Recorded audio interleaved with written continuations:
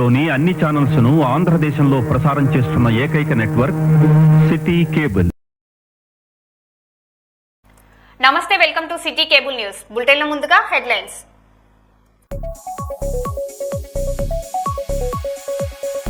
నల్గొండలో ఎన్టీఆర్ విగ్రహం దహనం చేసిన నిందితులు అరెస్ట్.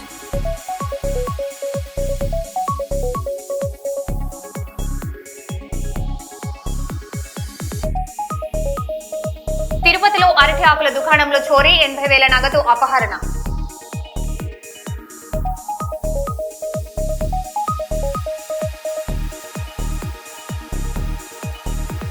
మోదీపై ట్రంప్ ప్రశంసలు, టఫ్ నెగోషియేటర్, మంచి మిత్రుడు అని వ్యాఖ్య.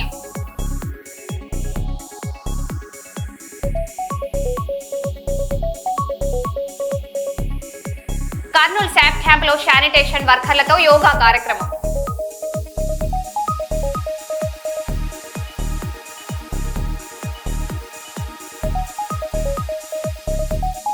పోలీస్ ఖాళీలు, ఉద్యోగ నోటిఫికేషన్లపై హరీష్ రావు విమర్శలు, ప్రభుత్వం తీరుపై ప్రశ్నలు.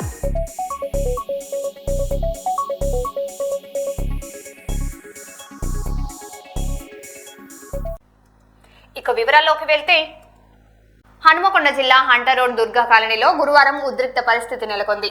కాజీపేట్ వెంకటాద్రి నగర్ కు చెందిన చంద్రశేఖర్ అనే వ్యక్తి ఒంటిపై పెట్రోల్ పోసుకొని ఆత్మహత్య యత్నానికి పాల్పడ్డాడు. భూమి కొనుగోలు చేసిన వ్యక్తి డబ్బులు చెల్లించకుండా ఇబ్బందులకు గురి చేస్తున్నాడని ఆయన ఆరోపించాడు. సమాచారం అందుకున్న పోలీసులు వెంటనే ఘటనా స్థలానికి చేరుకొని పరిస్థితిని అదుపులోకి తీసుకుని ఘటనపై విచారణ చేపట్టారు.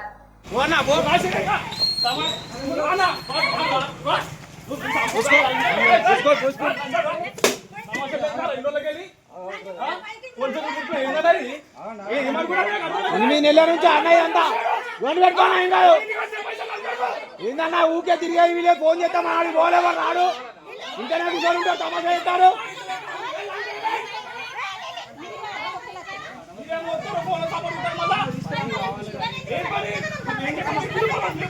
అన్నను పిలువ నాను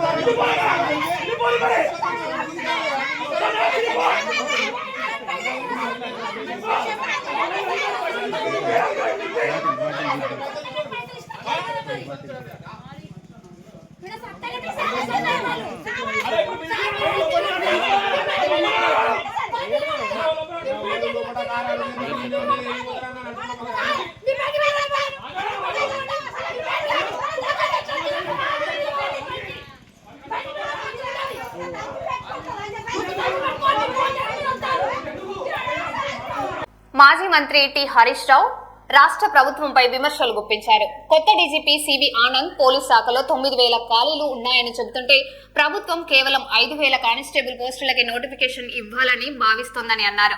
గతంలో కేసీఆర్ ప్రభుత్వం 17,000 ఖాళీలకు 17,000 ఉద్యోగాలే భర్తీ చేసిందని గుర్తు చేశారు. అలాగే పరీక్షల ఫీజులను పెంచడం ద్వారా నిరుద్యోగులపై భారం మోపుతున్నారని హరీష్ రావు విమర్శించారు. మొన్న డీజీపీ గారు అన్నాడు, కొత్త డీజీపీ సివి ఆనంద్ పోలీస్ శాఖలో 19,000 ఖాళీలు ఉన్నాయన్నాడు. కానీ మొన్న రేవంత్ రెడ్డి సెకండ్ జూన్ నాడు ఏమంటుండు, 5,000 కానిస్టేబుల్ ఉద్యోగాలకు నోటిఫికేషన్ ఇస్తామంటాడు. 19,000 ఖాళీలు ఉన్నాయని డీజీపీ చెప్తే రేవంత్ రెడ్డి 5,000కే నోటిఫికేషన్ ఇస్తా అంటాడు. మరి అందరికీ ఉద్యోగాలు ఇయ్యవా? ఖాళీలున్న ఈ నిరుద్యోగ యువత ఎన్నో ఏళ్లకు ఎదురు చూస్తా ఉన్నారు. ఆనాడు కేసీఆర్ గారు ఒక్కటేసారి 17,000 కానిస్టేబుల్ ఉద్యోగాలను నియామకం చేసిండు, నోటిఫికేషన్ ఇచ్చిండు. 17,000 ఖాళీలుంటే 17,000 నింపిండు కేసీఆర్. మరి నువ్వెందుకు నింపుతలేవు? 19,000 ఉంటే ఎందుకు 5,000 వేస్తా అంటున్నావు? నిన్న చిక్కడపల్లి సెంట్రల్ లైబ్రరీలో, దిల్సుఖ్ నగర్ లో పిల్లలు రోడ్ల మీదకి వచ్చి 19,000 ఉద్యోగాలకు నోటిఫికేషన్ చేయాలని ధర్నాలు చేస్తే ఈ రేవంత్ రెడ్డికి చీమ కుట్టినట్లేదు. ఎలక్షన్ల ముందు ఏమన్నాడు, ఉద్యోగాల నోటిఫికేషన్లు ఇస్తే అప్లికేషన్ ఫీజు ఉండదు, ఫ్రీ అన్నాడు. ఇప్పుడేం చేసిండు, 400 ఫీజు ఉంటే 800 చేసిండు, డబుల్ చేసిండు.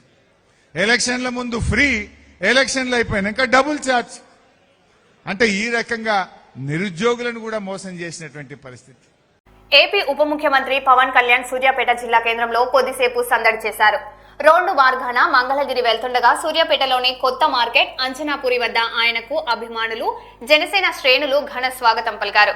పవన్ కళ్యాణ్ చూసేందుకు జనం భారీగా తరలిరావడంతో ఆ ప్రాంతం కోలాహలంగా మారింది. అభిమానులకు ఆయన చేతులెత్తి అభివాదం చేస్తూ ముందుకు సాగారు.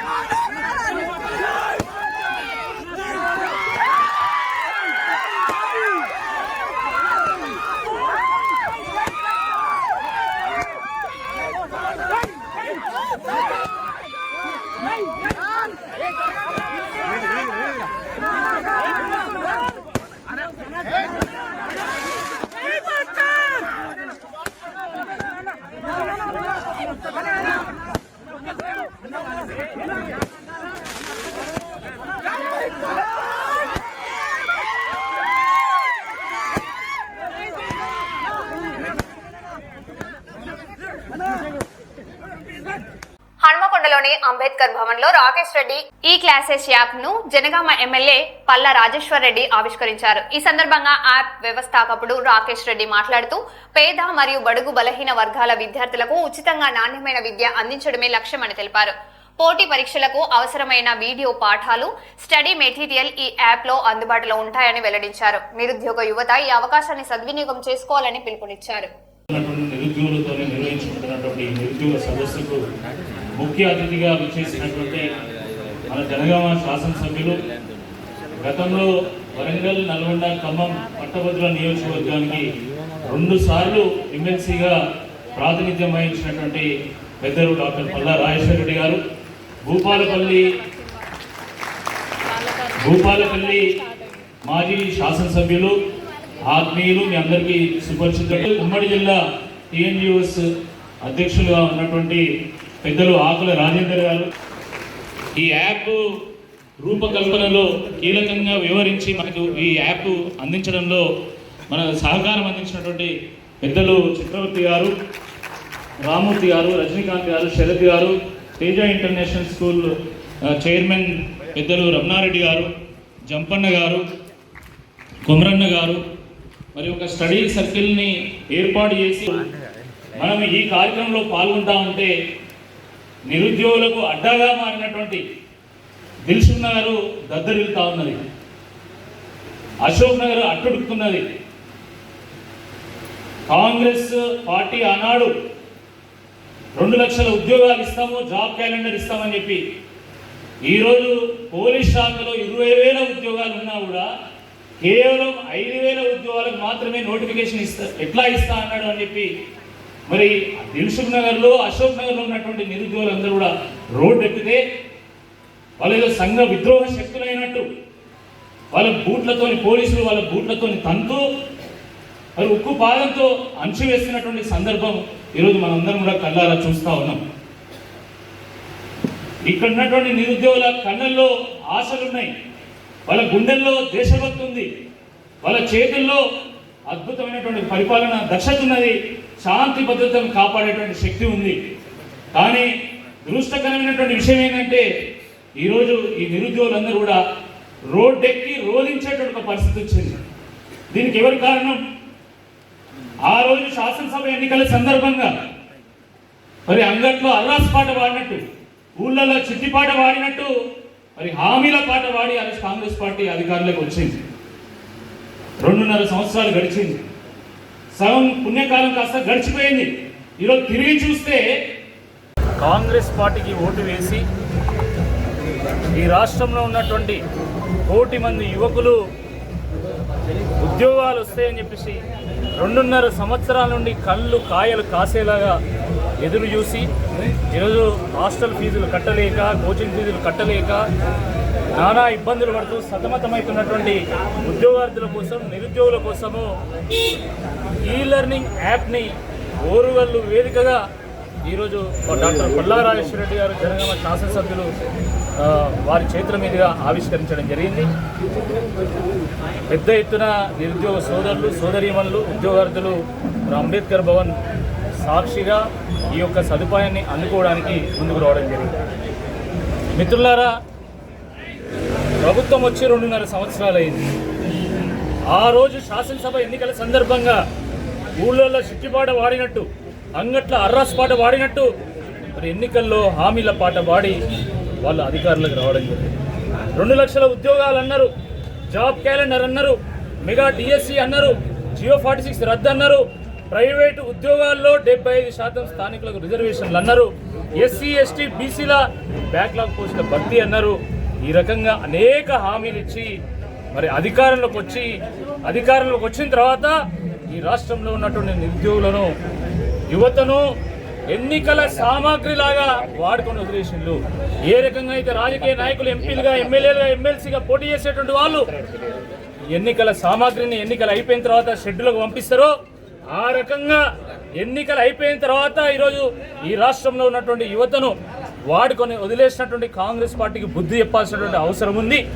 మరి వాళ్ళు 2.5 సంవత్సరాలైన నోటిఫికేషన్లు వేయకపోవడం వల్ల ఈరోజు నానా ఇబ్బందులకు గురవుతున్నటువంటి నిరుద్యోగ యువతకు తోడుగా నిలవాలి, వాళ్ళలో ఒక పోరాట పటిమ నింపాలనేటువంటి ఉద్దేశంతోనే ఈరోజు కేవలం వరంగల్లే కాదు, నల్గొండలో, కొత్తగూడెంలో, ఖమ్మంలో, మహబూబాద్లో ఇలాంటి కార్యక్రమాలను ఏర్పాటు చేయడం జరిగింది. పెద్ద ఎత్తున స్పందన వస్తున్నది. ఈరోజు వరంగల్లో కూడా అంటే టెట్ పరీక్ష జరుగుతున్నది. ఈరోజు టెట్ పరీక్ష జరుగుతున్నా కూడా మరి వందలాది మంది ఈ యొక్క కార్యక్రమంలో పాల్గొనడాన్ని చూసైనా కాంగ్రెస్ పార్టీకి ఈరోజు కనువిప్పు కావాలి. మరి ఇప్పటికైనా వాళ్ళు కళ్ళు తెరిచి వాస్తవాలను గ్రహించి వాళ్ళు ఇచ్చినటువంటి హామీలు నెరవేర్చి ఈ రాష్ట్రంలో ఉన్నటువంటి నిరుద్యోగ యువతకు ఒక భరోసానివ్వాల్సిందే ఈ సందర్భంగా మేము డిమాండ్ చేస్తున్నాం. అమెరికా అధ్యక్షుడు డొనాల్డ్ ట్రంప్ భారతదేశంపై ప్రధాని నరేంద్ర మోడీపై ప్రశంసలు కురిపించారు. తాను అధ్యక్షుడిగా ఉన్నంతకాలం భారత్ కు వైట్ హౌస్ లో గొప్ప స్నేహితుడు ఉంటాడన్నారు. ప్రధాని మోదీపై తనకు అపారమైన గౌరవం ఉందని, ఆయన అత్యంత నైపుణ్యం కలిగిన చర్చావేత్త అని పేర్కొన్నారు. మోదీ ప్రత్యేక నాయకత్వ లక్షణాలు కలిగిన వ్యక్తి అంటూ ట్రంప్ వ్యాఖ్యానించారు. You said times that India has a great friend in United States, in Washington DC, in White House, till the time you are president. But some of your decisions recently caused trouble, concern in India. How would you like to assure people of India? Well, I said it. As long as I'm president, we have a great. They have a great friend in the White House. I don't know where there might have been trouble, but I don't think so. I can tell you, everyone here, they love India. They have tremendous respect for this man. Tremendous. We've been there for a little while, and he's a very tough negotiator. He's one of the toughest, actually. So you look at this man. I'll give you a lesson. He's the most beautiful looking man. He looks so nice. He's like an angel. But actually, he's as tough as he's a killer. I don't want to. He's a killer. He's as tough as they come. But he looks so good. So he gets you by surprise. But there's few people like this. People say he's such a nice man. I said no, he's very tough. He's a tough trader. And he loves the Indian people, but he also loves the USA. We had Howdy Modi in Houston, remember? And the stadium was full. Right, remember that? He did not say Trump in India. That was great. And we'll be going to India sometime in the future. President Trump, when will you go to India and how do you... వరంగల్లోని mills colony police station పరిధి Gavicherla cross Rangasaipet ప్రాంతంలో ఓ wines permit room లో కొందరు మందుబాబులు వీరంగం సృష్టించారు. ఘటనపై స్థానికులు పోలీసులకు సమాచారం అందించగా పోలీసులు వెంటనే స్పందించి ఘటనపై విచారణ చేపట్టారు. వీరంగానికి పాల్పడిన వ్యక్తుల కోసం గాలింపు చర్యలు కొనసాగుతున్నట్లు సమాచారం. ఘటనతో స్థానికంగా కొంతసేపు ఉద్రిక్త పరిస్థితులు నెలకొన్నాయి.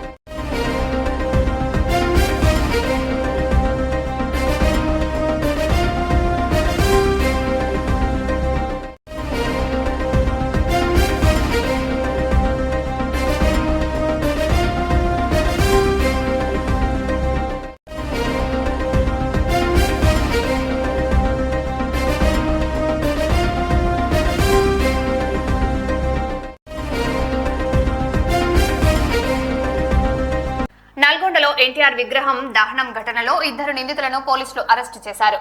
గ్రాడ్యుయేట్ ఎమ్మెల్సీ ఇండిపెండెంట్ అభ్యర్థి పాలకూరి అశోక్ కుమార్ గౌడ్ తో పాటు ఎలుకంటి ప్రణీత్లను అదుపులోకి తీసుకుని పీడీ యాక్ట్ కింద కేసు నమోదు చేశారు. జూన్ 6న తెల్లవారుజామున విగ్రహంపై పెట్రోల్ పోసి నింపట్టించినట్లు సీసీటీవీ ఫుటేజ్ ద్వారా గుర్తించిన పోలీసులు విచారణ అనంతరం నిందితులను అరెస్టు చేసినట్లు వెల్లడించారు.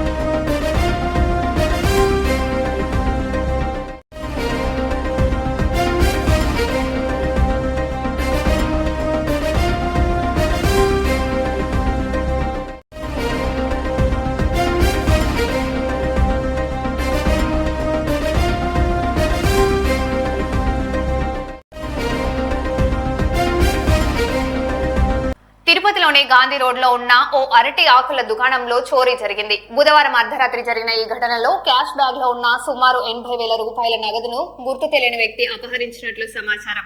ఘటనపై దుకాణ యజమానులు ఈస్ట్ పోలీస్ స్టేషన్ లో ఫిర్యాదు చేయగా పోలీసులు కేసు నమోదు చేసి దర్యాప్తు ప్రారంభించారు. సీసీటీవీ ఫుటేజ్ ఆధారంగా నిందితుడి కోసం గాలింపు చర్యలు కొనసాగుతున్నాయి.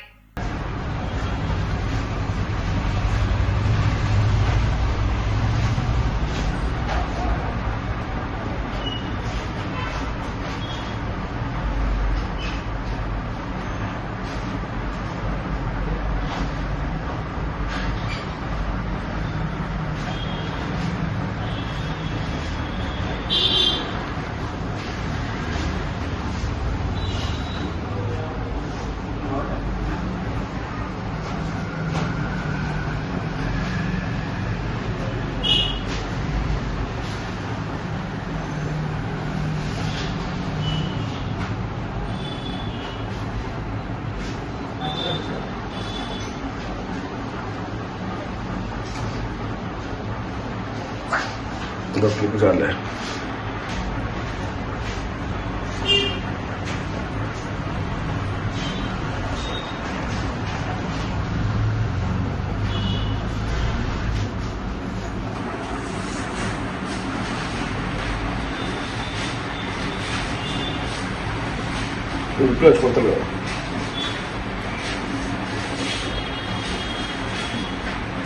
నీకు బ్రదర్ ఫేస్ ఐడి పంపించేస్తాను సార్ ఐడి పెట్టాలని చెప్తే వాళ్ళకి ఆల్రెడీ ఒకటి రెండు చేస్తుంటే ఇది పట్టేస్తారు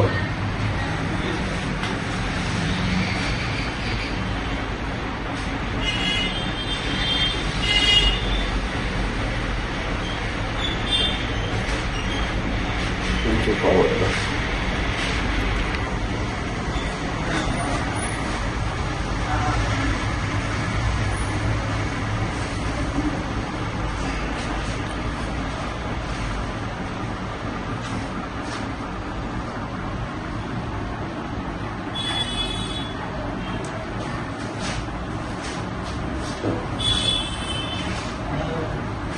ఫార్వర్డ్ ఓకే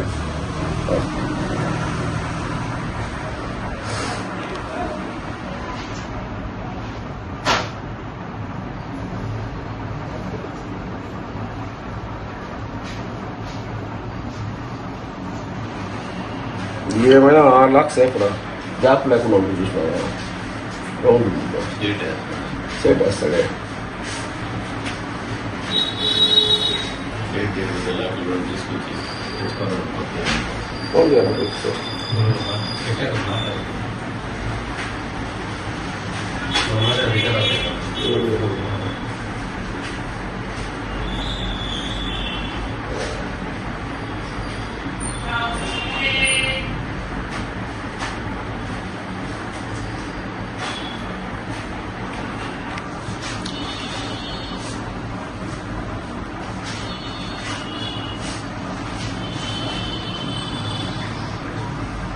సెటిల్ చేస్తాను కూడా